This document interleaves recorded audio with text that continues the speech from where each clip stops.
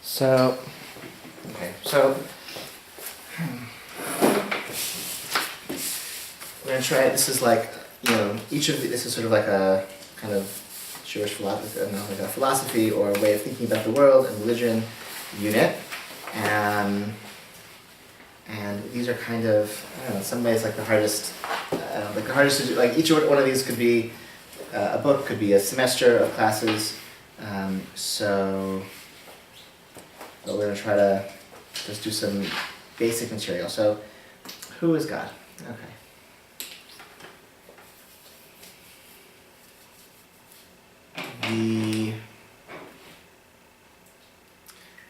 Let's sort of take some basics, okay? Judaism believes in one God, right? We don't believe in many gods.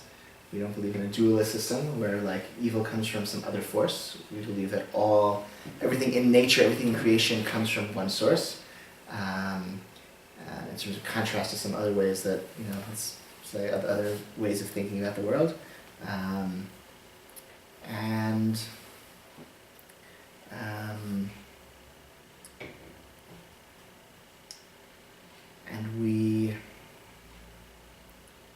So that's sort of like, say, universal, like every Jewish conception of God, God is one, and God is not divided, God has no, we reject, let's say, the Christian notion of the Trinity, that God is not divided into parts, God can't be incarnate. I think the Christian doctrine of incarnation is probably more foreign to Judaism than the Trinity itself, that God could be incarnate in a person or any physical object.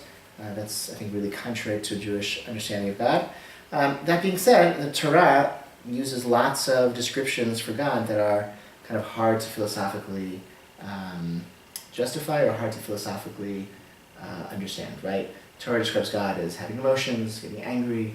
Torah describes God as having a hand, an outstretched arm. The Torah describes God as walking, being present in a location, in the Beit HaMikdash or in the Garden of Eden, being present in various spaces.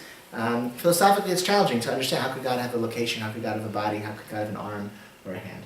So, one of the greatest Jewish philosophers who thought about these kinds of questions was Maimonides, the Rambam, who one of his endeavors was to reconcile the Torah, reconcile Judaism with Aristotelian philosophy, especially as refracted through medieval Muslim, especially, and Christian philosophy, right? In other words, the Muslims were the first to, the Christians and the Muslims were the first to kind of take their religions, which were derived from Judaism, and reconcile them with Greek philosophy.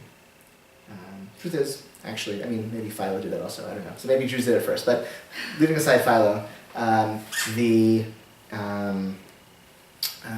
Muslims and Christians they were heirs to this conception of God that they inherited from us with very important modifications, but ultimately inherited from us, and they were heirs to the philosophical tradition of Plato and Aristotle.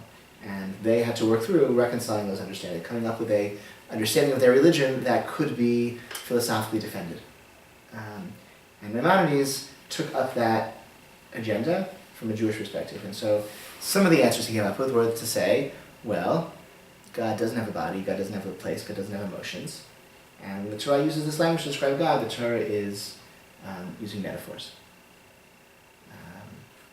I had a teacher who said, no, it's not that God, he said, we have metaphors. God has hands, we have metaphors. Which meaning, like, what's a hand? A hand is something that can shape the world. A hand is something that can, allows your will to be manifest in the world. So God has hands, we just have metaphors. We have metaphoric hands, God has real hands. But be that as it may, God has no body. For Maimonides, it's very important because God's unity and God's perfection is connected to God not having a body, not having any physical attributes, and also God can have emotions. If God has emotions, then God can change. If God can change, then God is imperfect.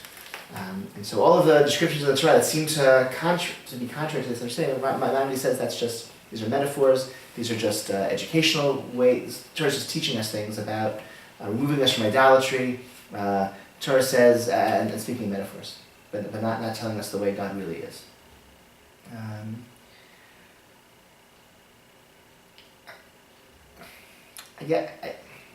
You can see this carefully. That's why I'm trying to be so hesitant. It's sort of hard to say. I think there's something, it's just like that philosophical agenda of Maimonides to take the biblical tradition, to take Judaism and to work through it in a way that is kind of it corresponds to rationality and reason. It's a very compelling agenda. On the other hand, it's also a very dated agenda. Nobody's really worried right now about is the Torah compatible with Aristotelian philosophy, right? That's not a question that really, and so his answers to that question, it might be a very compelling answer to a question that no one's really asking.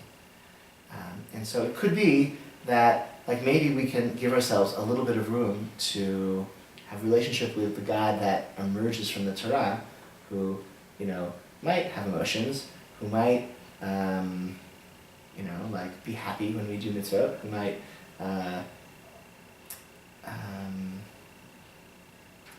be manifest in certain times and places, be felt in certain times and places more than others. Maybe that's the God that emerges from the pages of the Torah. Maybe we can have a relationship with that kind of God and not worry so much if it can be philosophically defended. I had a friend of mine once said to me, at some point, he said, at one point in my life, I just realized I had to have a rich, vibrant prayer life that had to be animated. And that was more important to me than that my conception of God was philosophically defensible. So maybe I can, my religious life can be animated by a sense of God that is a little bit different from the Maimonidean God. On the other hand, Maimonides would say, well, that's heresy, right? If you think that God is if you pray to an image of a man with a long white beard who smiles when you make him happy, that's idolatrous. That's a pagan, fundamentally conception of God as just a big person, as opposed to this perfect being, the unmoved mover who, is perfect and doesn't change. So the stakes are high in this question, and interestingly, somehow Jews kind of muddle through without having definitive answers to this question. Right? Because in the meantime we have mitzvot to do, and we have Torah to study, and these are our bridges to have a relationship with God that enables us to finesse some of these unanswerable questions about the nature of God and what is God like. How does that sound? Reaction? I don't know. To People thought Maimonides was a heretic as well, in fairness. That is true. Right. Correct. But he showed them, right? He did. There was a Jewish philosopher, Michael Wischergrad, who died a few years ago, and he was an advocate of return to this biblical conception. He's the anti-Maimonides, not that the whole agenda, which is not relevant to us anymore. Let's go back to the Bible. Let's see how God appears in the Torah, and that's that should be our authoritative source, and we don't have to be too complicated. We don't have to why it's the joke. What's the story? What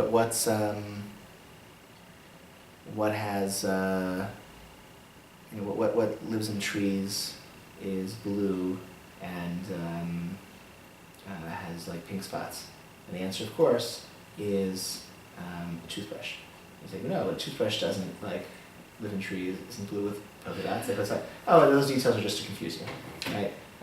That's a message of Maimonides, right? Because in other words, why would, if God doesn't have a body and doesn't have emotions, why would the Torah describe God that way, right? So at some point you have to this.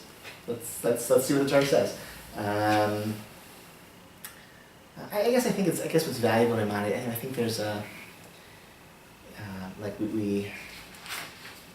the risk of not being philosophically rigorous is that then your conception of God is just a reflection of purely of your own imagination, not necessarily even the good parts of your imagination, and you're just worshiping, just it's not a mature religion. You're worshiping it's like Superman. It's the way my 5-year-old daughter thinks of God is this. It's like a superhero. But better. That's not quite. You're sort of missing the point. It's not that's not what it's all about. Okay.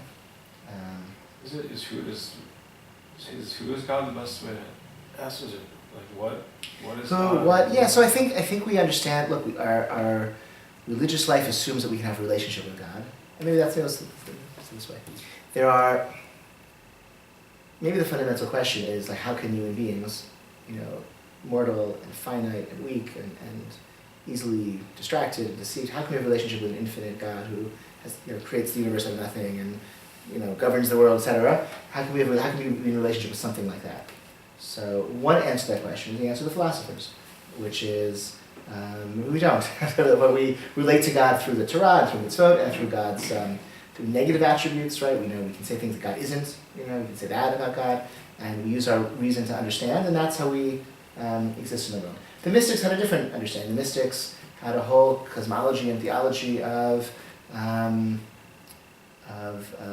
the Jewish mystics had this, that God withdraws into God's self to make room for the universe. In that act of contraction, the vessels are shattered. If you've spent time with Jewish mystics, and you've heard this language, the vessels are shattered. In this process of God's contraction, tzimtzum, and then in creation, the vessels by which God's infinity is channeled into specific attributes and characteristics in the process of creation through these sphirot, through these spheres, and then channeled into these containers of this divine energy and divine light. Those containers are broken, and so the world is fragmented. There's divine light, divine energy in this physical world that has to be elevated. And so our performance of mitzvot for the mystics is about repairing the fractured elements of God, itself. And that's also that's another answer to that same question, because it's how do we have this relationship with God? Well, we're by engaging in the world of mitzvot, we're repairing something that's ruptured in creation. Which again, you can understand that in an ethical way. Like if I'm being kind to somebody, I'm repairing something ruptured in creation. Or like the mystics, no, when I'm lighting Shabbos candles, when I'm eating a kosher meal, when I'm every ritual act I do as well is about it's engaging with the physical world with this elevated consciousness, which is elevating these hidden sparks that are sort of throughout all of the physical world. And it's amongst the mystics there was a division. Is that contraction apparent or is it real? Okay, is it ontological or is it just does it appear that God retracts to make room for the universe, which exists free of God, as it were, or is it just the way things appear to us, but really there is no space free of God? This was a division between the Hasidim and the Minardim. This was a very fierce debate about whether God's contraction was real or just apparent. Okay. That was a complicated answer that didn't necessarily answer your question, I realize. It was a different, yeah. Okay, answer a different question that you didn't ask. Who is God? What is God? Yeah. Oh, I guess, fine. I guess what I was going to say, our religious life assumes we have a relationship with God, right? When we speak to God, when we say Bracha, Baruch Atah Hashem, then we address God in the second person singular before talking about God in the third person. So our ritual life assumes that it's possible to be a relationship with God, and I think that's a statement, right? And we stand up when we talk to God. That's also a great act of chutzpah, of real kind of religious ego, that we stand up when we talk to God. We address God standing up. So not only do we have a relationship with God, but it's an assertive relationship with God. It's a covenantal relationship with God. We're in this partnership with God as Jews through the covenant of the Torah. That's pretty significant. It's also a who is so God is something we can have. It's something that we can have a relationship with, a partner for dialogue and for relationship. So I think that's also important. What is the Torah? B. We spoke about that before. I think not all of us, but that's sort of Roman numeral 1, the history of the Torah, sort of what are the stages of the Torah. I just would say, we talked about the written Torah, we talked about the oral Torah. I'm not going to say that again now because that'll be in Roman numeral 1.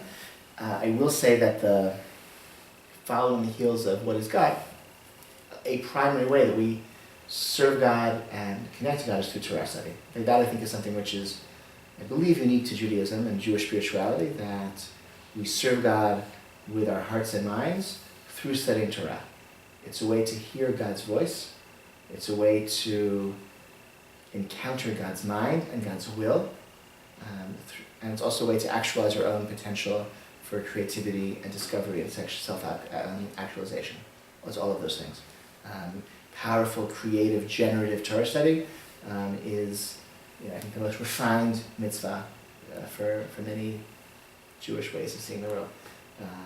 For all of those reasons, right? Again, we're hearing God's voice, we're encountering God, discovering God's will, and then also, again, it's an act of creativity on the part of the scholar who discovers something that no one else may have studied before. Again, Torah study that I'm talking about This is obviously not superficial Torah study. This is profound Torah study, deep Torah study, where you are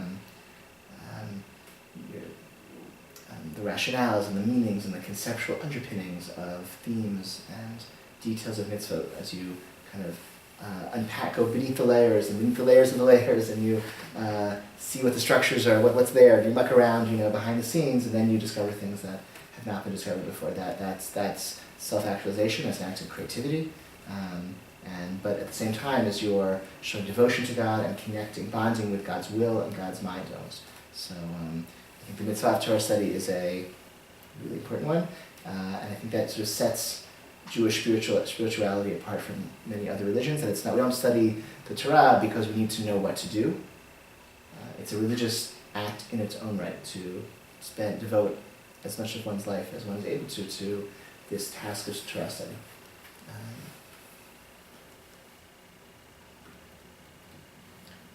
Okay. Reactions or questions? You don't have to, I just said it.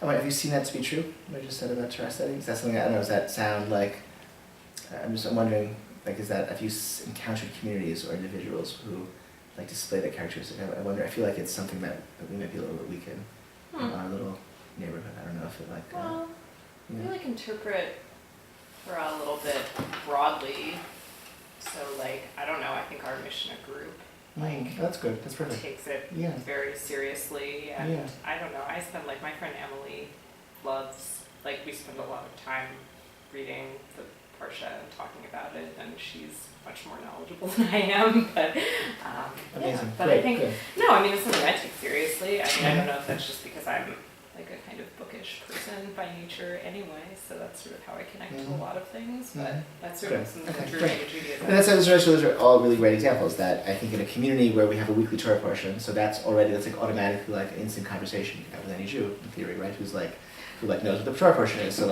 of course, all over the world, Jews should be thinking about this week's Torah portion and that it's a really special thing if you encounter Jewish communities that work that way, where you could just walk up to somebody in line at the bank, or somebody could show up in shul on a Tuesday morning shachrit, and be like, I have this question at the parsha. I have this question about the weekly Torah portion. Can you help me with this? And I just heard this wonderful, insight. Let me share it with you.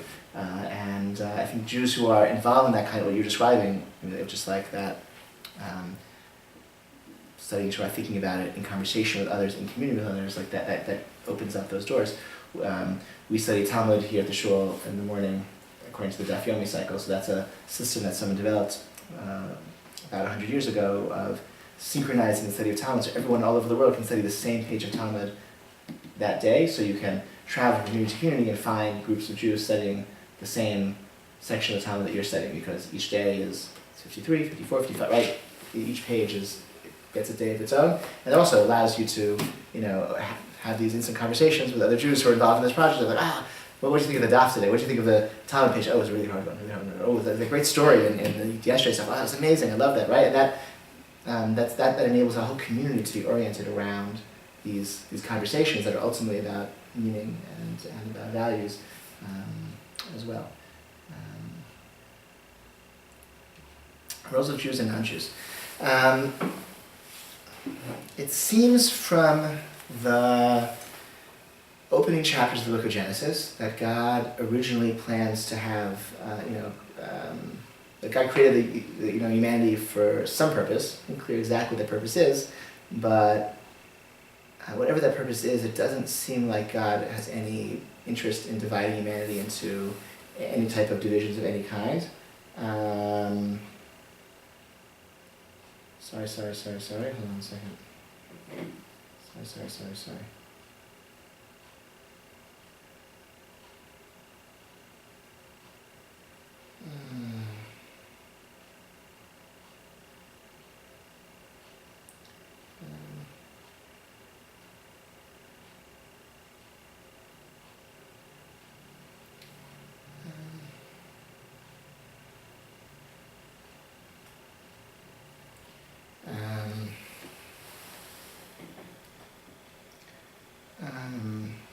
right. Sorry. So there doesn't seem to be any division between people, and then it seems things don't work out so well. So there's Cain and Abel, the second generation, and Cain kills Abel, and then there's Seth who comes along, the Shet, the third son, and things are not better.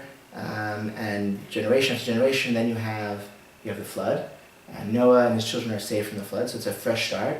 And then again, like things don't seem to work out so well, and you have God tells Noah and his sons go and fill the earth, and they all gather together and they build the Tower of Babel, and that's dispersed, and then they're broken up into different languages, which seems to be and then immediately afterwards you have the introduction to Abraham comes on the scene, and God forms a relationship with Abraham. So it seems to be maybe a realization that instead of God having a relationship directly, like a universal relationship with all humanity in exactly the same way, instead God has a relationship or God, first of all, creates diversity forcibly, putting it into creation and like giving people lots of different languages, which is a way of saying you're supposed to be different, you're supposed to develop different in different directions.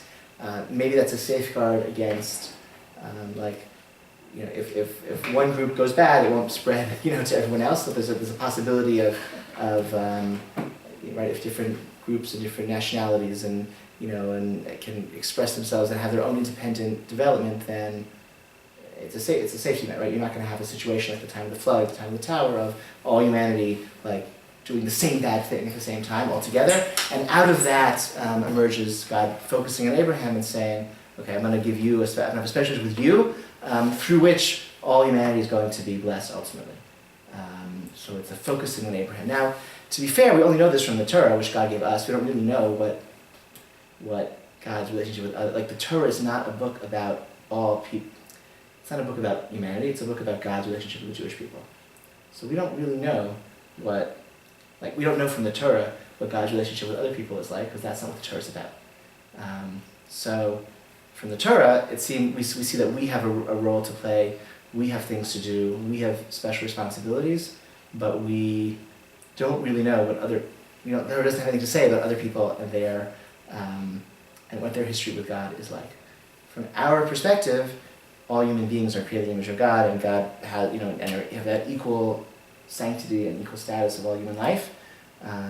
But we have our Torah, which tells us what God wants from us, and what it means to enter into that. To be a Jew is to be in that particular relationship with God. Sorry, I want to make sure I'm okay.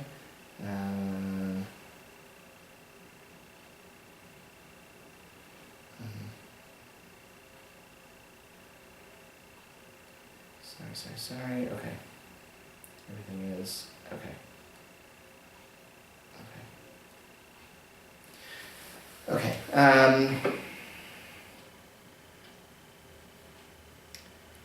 Any questions about that? No, reactions. Yeah, this is what I just said to you about you. That's sort of how I see things, more or less.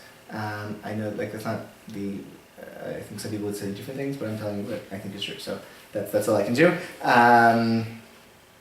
I know, does that sound compelling? Okay, fair, not true. It's interesting that Torah only focuses on Jewish people. It doesn't tell it's not like a set rule of everybody must be doing. Correct. It's not a universal book. It really isn't. It's not the story of. It's not a book of.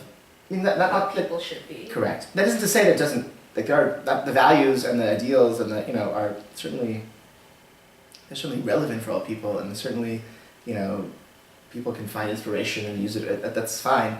But ultimately, we see the Torah not as this, God's message to humanity, and everyone has to do this thing, and if you want to be right with God. No, this is our story of God's relationship with us. It's a language of intimacy rather than a language of universalism. It's that intimate relationship. That's how we understand things. So I think that it can allow for make space for a certain tolerance, right? We don't need. It's why we don't proselytize. We don't need to make everyone like us. We don't want to make it. We don't think that everyone's supposed to be like us. We're supposed to be like us, and other people can figure out, what they're supposed to be like.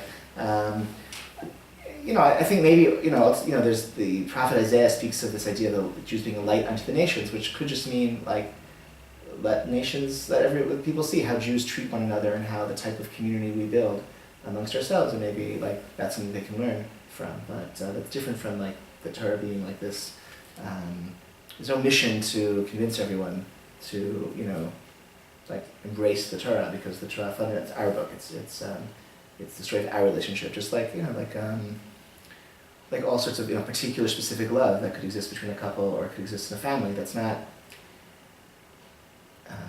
like the specialness, the uniqueness of that love. The specialness of the love is its uniqueness, that it's like these two people love each other. This family has this bond of love between the members of the family that's it's not foreign to a different family. Right? It's not like, oh, I don't know what that is. It's not, but it's still you can't enter into it, right? It's still something that no one else can quite experience who isn't in that intimate relationship. And I think that's how we see our relationship to God, as something intimate rather than something that everyone can understand, everyone can see, and everyone can join in.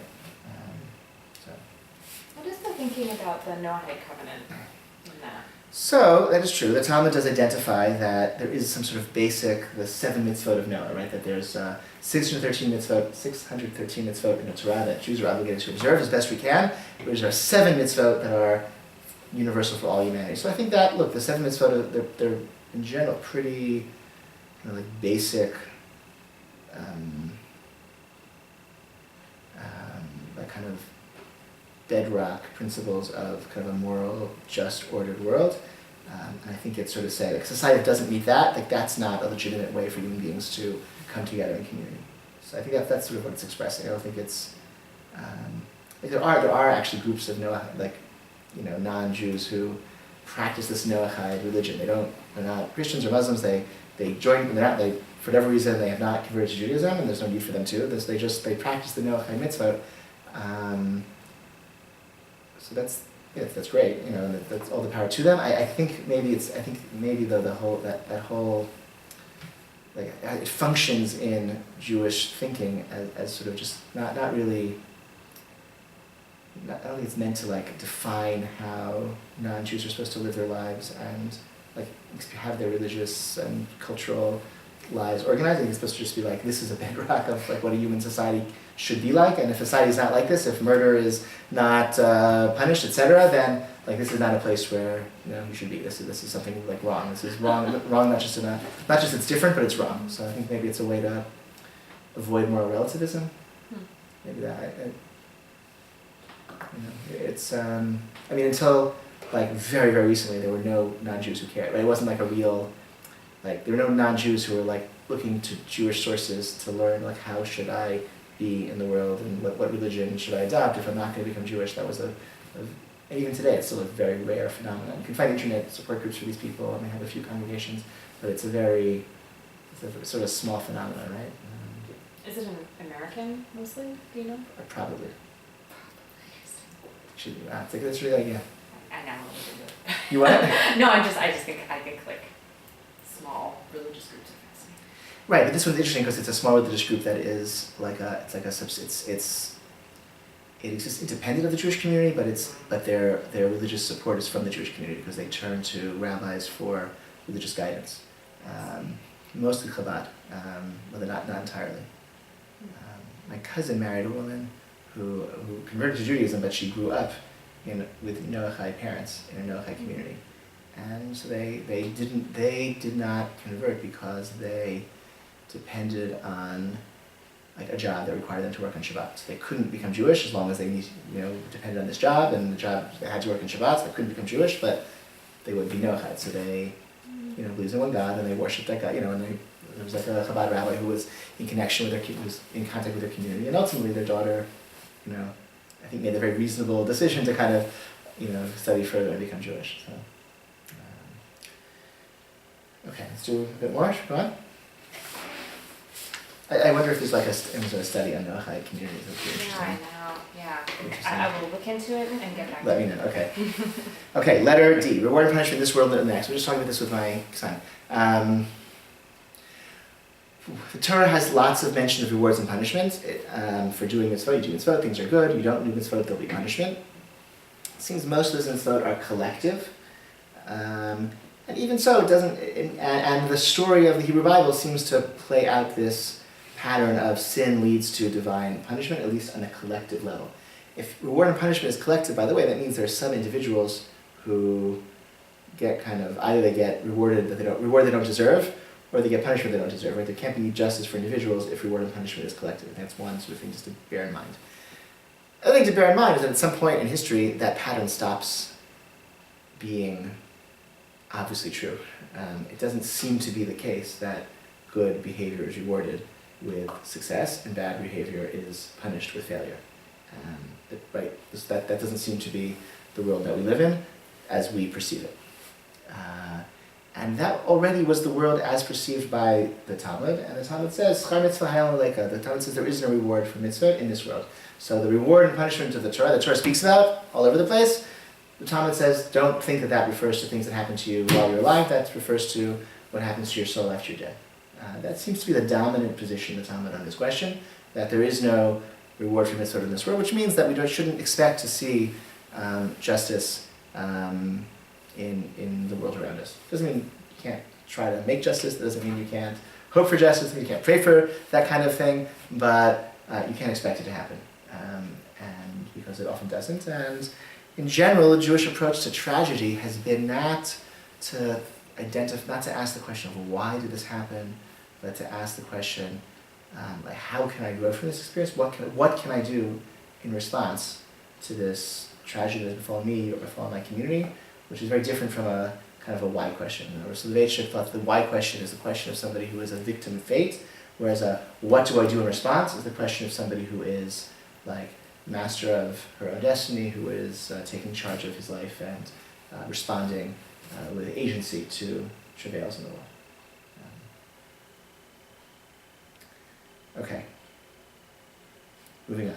Very far. Maybe we'll finish. Then we can. Okay. Letter. This is a lot. It's a lot. Yeah, it's a lot. We don't have to finish. Letter individual and community. Is that okay? But I mean, I don't want a few responses or questions or. Okay. Letter E. Individual and community. Community is really, really important to Jewish life. Judaism, like it's possible, of course, to be a Jew all by yourself, on Mount Kilimanjaro, but like community is really important. Like the Torah was given to communities, to like the collective Jewish people to observe. That means we interpret the Torah and figure out what it means and figure out how we observe our Jewish lives collectively. We're in this project together, and so many of our Jewish celebrations and rituals and mitzvot are done as a community. We pray individually, of course, but it's so much better to pray with a minyan, to come together and pray collectively. So much of our focus as Jews is on one another and supporting each other and making sure our community is kind and warm and supportive and just. Which is what, I had, from time to time I get contacted by individuals interested in learning more about Judaism who live in wherever they live, and I always say, look, you can study, you can learn, you can pray, you can grow, but at some point, if you're serious about exploring Judaism, you gotta live in a Jewish community and become part of the community, and that's why people who are embark on the conversion process, like the reddest of red lines for me is I have to live in walking distance of this building if I'm going to be involved in the conversion, and they get me to see them like in shul. They have to be here. This has to be their center of their prayer life, because they have to make this community or some other Jewish community their main community where they attend prayers regularly and form friendships and accept and extend invitations for Shabbat meals and holiday meals, and because it's not a project you can do by yourself. It's a project that requires a community involvement.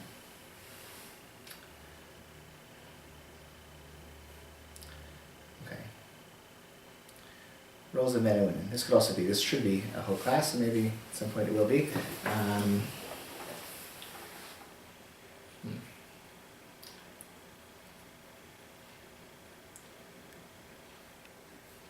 It seems from Genesis that there's a fundamental equality between men and women, that both men and women are created in the image of God.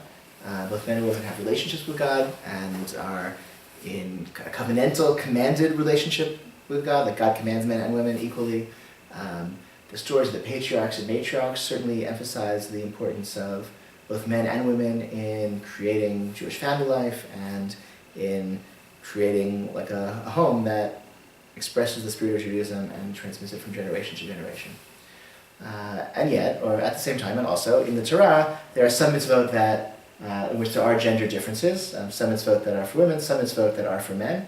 Not all that many gender differences. Of all the 6 or 13 mitzvot of the Torah, there are not more than maybe a dozen or two where there are gender differences. And then the question is what to make of those differences. Do you say those differences are expressing some essential difference between men and women? Or do we say those differences say nothing other than about themselves?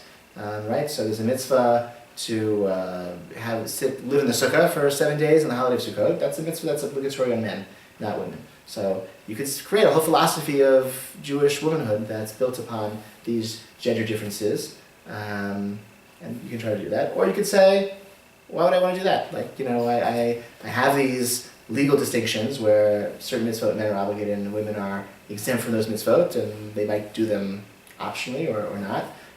But why would I create a whole philosophy about what it means to be a Jewish man or a Jewish woman on a dozen mitzvot when there are hundreds and hundreds of mitzvot without any gender difference at all, and the core element of our identity is that men and women are both created in the image of God and stand before God as commanded beings.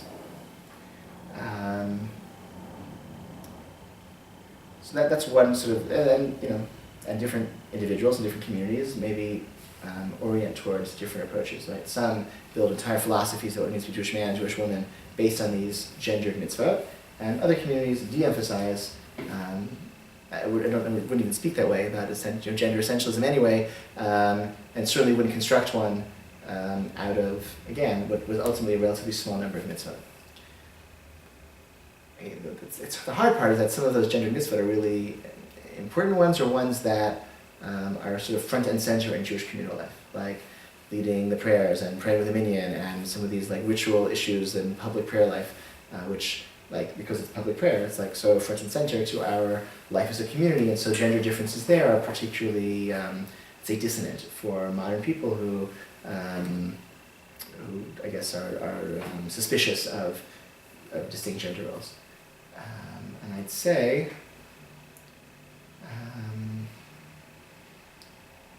I don't have an answer to that question. I just want to sort of name that tension and say I think that's something that's sort of really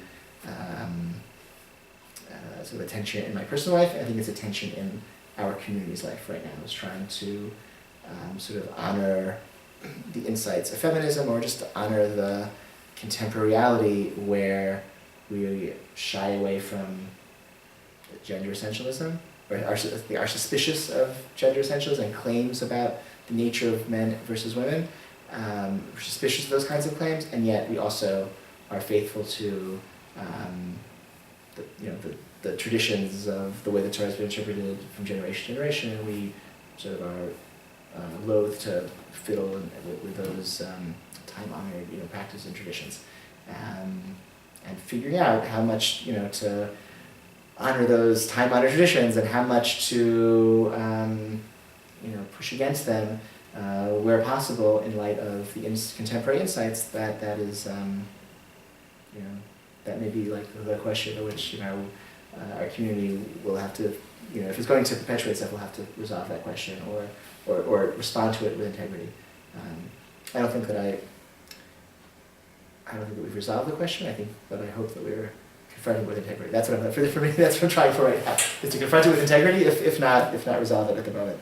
I think for me the most important, going back to what I said about Torah study, I think Torah study is ultimately not only the most important mitzvah. I think it's the path to authentic Jewish leadership, and therefore the most sort of revolutionary step in the last 100 years of Jewish feminism is the opening up of the doors of the Beit Midrash to female Torah scholarship as students and as teachers in a very high way, in a very serious way, in a rigorous way, in a refined way, and ultimately, if that agenda is supported and plays out to its logical conclusions with a cadre of female Torah scholars on the highest level who are producing and teaching and writing and publishing, then I think those women will be very well placed to guide our community in answering some of the more fundamental questions about gender and roles for men and women. Which sounds a little bit like an evasion, maybe it is, I don't know, but that's how I see things, that's how I see things now. Any reactions to that, questions? Okay. evolution, creationism. I don't know. I'm not sure where to put this. I should maybe take this off the sheet. Rashi has a comment. I think it's the first verse in the Torah. He says this verse, the beginning of God's creation of heaven and earth. This verse says nothing other than darsheni, other than like explain me like in a non-literal way, because Rashi is acknowledging you can't understand the first chapters of Genesis in a literal way. The account makes no sense if you try to read it literally. Just on a basic level, what is the light and dark before the creation of the sun and the moon, and how do you understand the irreconcilable differences between the account of creation in Genesis chapter 1 and Genesis chapter 2? They're two different stories. Which one? If you understand it literally, one of them has to be wrong. And like Rashi says, so he's telling us like there is no pshat, there is no plain sense understanding of these verses. So Jews have never embraced a kind of fundamentalist read of the Bible where any person, you read this book and you figure out what it means and in a clear way and you embrace that. That's a Protestant way of reading the Bible. Jews have never read the Bible that way. We've never read the Torah. We've always read the Torah through the prism of interpretation. Always. The very first book ever printed in Hebrew was a Torah with Rashi's commentary. And every other printing of the Hebrew Bible that was done under Jewish auspices from the very first book printed in Hebrew up until the 20th century was with Rashi's commentary. No Jew ever printed a Chumash or a Tanakh without Hebrew Bible, without Rashi's commentary, until the 1950s. Which is why that changed in the 1950s is another interesting story for a different time. I was going to say, those are bold people. Yeah. That's a whole other story about sort of the new embrace of Tanakh and new ways, etc., etc. But